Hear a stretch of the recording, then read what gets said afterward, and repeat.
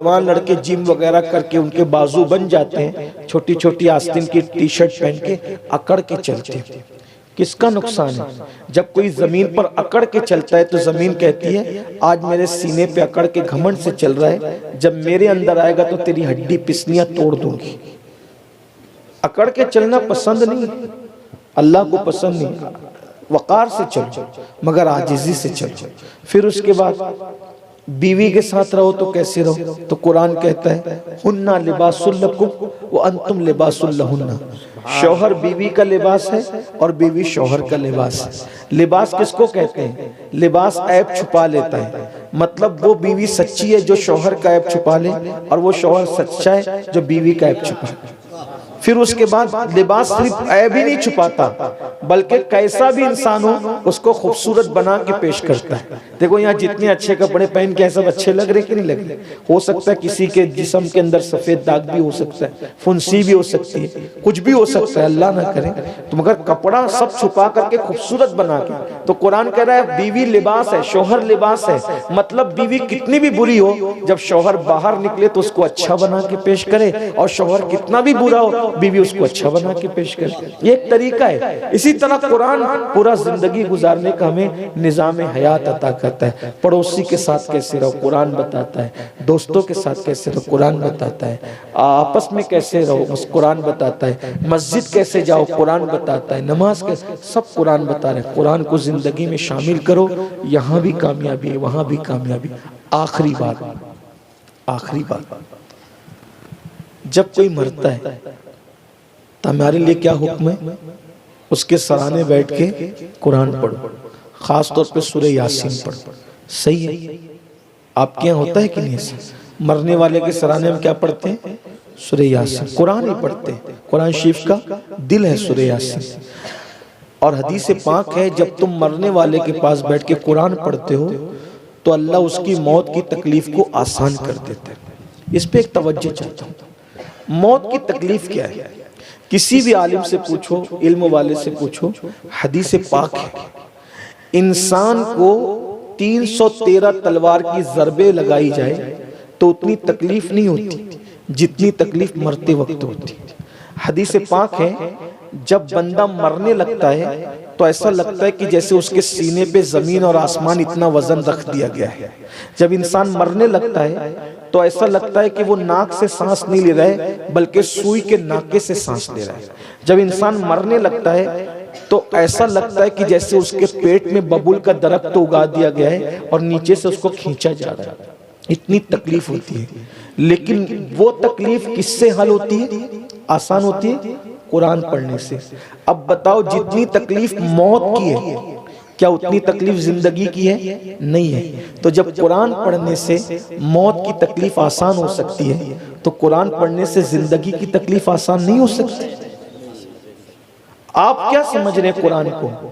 آپ سورہ یاسین پڑھو عصر کے بعد اچھا رشتہ بیٹی کو آئے گا۔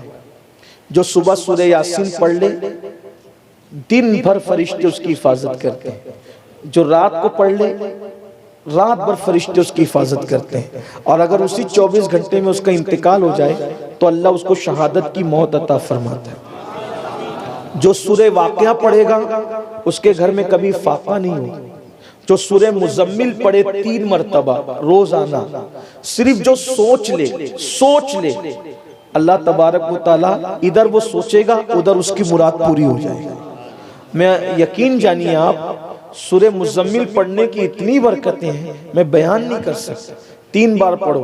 ہمارے یہاں سلسلے عالیہ قادریہ برکاتیہ رضویہ میں یہ طریقہ ہے سورہ مزمل پڑھنے کا کہ پہلے 10 مرتبہ درود شریف پڑھیں، 1 مرتبہ آیت الکرسی پڑھیں، 3 مرتبہ استغفار پڑھیں اور 3 بار سورہ مزمل پڑھیں۔ 2 منٹ میں سورہ مزمل 2 سے 3 منٹ میں پوری پڑھ لی جاتی ہے۔ تو اگر آپ 3 بار پڑھتے ہو تو 9 منٹ کے اندر بہت آرام سے، میں بہت کم پڑھا لکھا آدمی ہوں، مجھے پڑھنے میں 3 منٹ لگتا ہے سورہ مزمل۔ کوئی حافظ جی پڑھیں گے تو اور جلدی سے پڑھ لیں گے۔ 3 بار پڑھنے کی عادت ڈالیے، 40 دن نہ گزریں گے آپ صرف سوچو گے نا، صرف سوچو گے تو آپ کی فوراً مراد پوری ہو جائے گی۔ یہ میرا خود کا تجربہ ہے۔ جب سے سورہ مزمل شریف کی تلاوت شروع کی ہے حالانکہ یہ کہنے کی بات نہیں، یہ پھر کہہ رہا ہوں استغفر اللہ، کہنے کی بات نہیں، لیکن آپ کی ترغیب کے لیے کبھی دل میں خیال آتا ہے کہ یار چائے آنی چاہیے تھی، موسم ایسا تھا، کوئی نہ کوئی چائے پیش کر دے، ایسا ہوتا ہے سبحان تو اللہ، ایسا ہونا چاہیے تھا، وہ ہو جاتا ہے۔ آپ سے بھی کہتا ہوں اتنا بڑا نسخہ کیمیا گھر میں رکھا ہے، اس کا استعمال کرو، آسان ہے۔ سورہ مزمل آپ 8-10 دن دیکھ کے پڑھو گے، بغیر دیکھے یاد ہو جائے گی۔ سب سے آسان کام قرآن یاد، قرآن یاد کرنے سے آسان کچھ نہیں ہے، کیونکہ قرآن میں اللہ فرماتا ہے وَلَقَدْ يَسَّرْنَا الْقُرْآنَ، کہ ہم نے قرآن کو آسان کر دیا۔ کس کے لیے؟ کس کے لیے آسان کر دیا؟ کس کے لیے؟ یاد کرنے والوں کے لیے۔ اللہ تعالیٰ ارشاد فرماتا ہے وَلَقَدْ يَسَّرْنَا الْقُرْآنَ، ہم نے قرآن آسان کر دیا یاد کرنے والوں کے لیے۔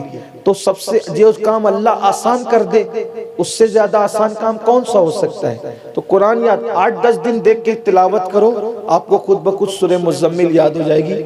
ایک اور وظیفہ، سلسلہ چشتیہ کے اندر غریب نواز نے ایک وظیفہ بتایا، یہ وظیفہ مولا علی سے چلا آ رہا ہے۔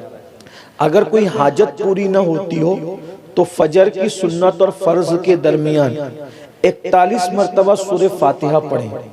اس طرح پڑھیں بسم اللہ الرحمن الرحیم الحمدللہ رب العالمین، پھر الرحمن الرحیم الرحمن الرحیم الرحمن الرحیم کی تکرار 3 بار کریں، پھر مالک یوم الدین ایاک نعبد و ایاک نستعین، اس طرح پھر پوری سورت پڑھیں وَلَضَّالِّین تک، اور 3 بار آمین آمین کہیں، اس طرح 41 بار پڑھیں۔ انشاءاللہ 40 دن نہ گزریں گے، آپ کی جو بھی حاجت ہے اللہ اس حاجت کو پورا فرما دے۔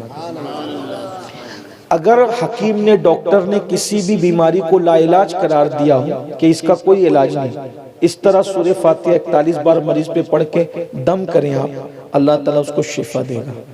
آپ کے گھر میں سب ہے، اگر آپ کو مالدار بننا ہے، حدیث پاک کا مفہوم ہے، گھر میں داخل ہوتے وقت تو السلام علیکم کہیں، اگر کوئی نئی گھر میں ہے تو السلام علیکہ ایھا النبی کہیں، اور اس کے بعد پھر درود شریف پڑھیں اور 3 بار قل اللہ شریف پڑھیں۔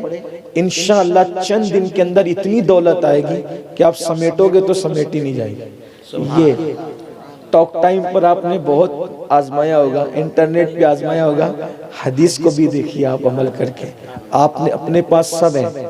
یہ سب وہ چیزیں ہیں ہمارے بزرگ سب بتا گئے، لیکن ہم اس پہ عمل، ڈاکٹر کہے گا تو عمل کریں گے، انجینئر کہے گا، سیاسی لیڈر کہے گا تو عمل کریں گے، لیکن اللہ رسول کہتے تو عمل نہیں کر رہے، اسی لیے پریشان ہو۔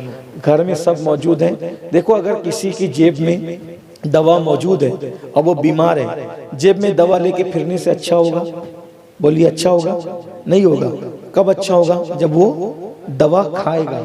تو قرآن بھی ہر بیماری کا علاج ہے، ہر تکلیف کا علاج ہے، ہر مصیبت کا علاج ہے، مگر وہ طاق میں رکھا ہے۔ طاق میں رکھنے کی بجائے اس کو سینے میں بسائیے، انشاءاللہ تعالی یہاں بھی کامیابی، وہاں بھی کامیابی۔ اللہ تعالی ہم سب کو عمل کی توفیق عطا فرمائے۔ گفتگو کے درمیان اگر کوئی غلطی ہو تو اللہ تعالی معاف فرمائے۔ استغفر اللہ ربی من کل ذنب۔ السلام علیکم۔ دستار بندی آپ وہ منظر دیکھ لیں کتنی دیر